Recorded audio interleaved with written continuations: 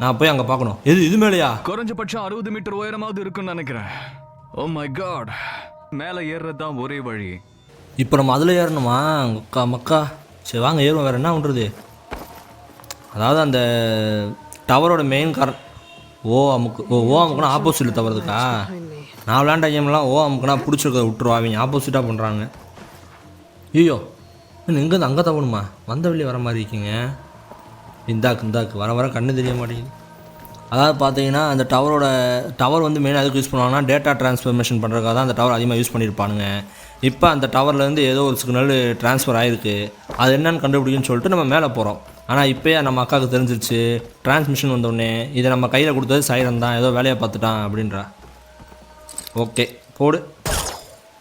என்ன ஹோல்டு பண்ண அதை மறந்துட்டேன். இழுக்கா அவ்வளோதான். ஆசம் வாங்க தவ்வோம். அவ்வளோ நல்ல வேலை விழுவ தெரிஞ்சேன். இப்போ எங்கே போகிறது? அதை வேறு பிடிக்கணுமா? அதுங்க ட்ரையாங்கிள் அமுக்கணும். ஓகே அவ்வளோதான். ஆசம். இப்போ மேலே போகலாம்.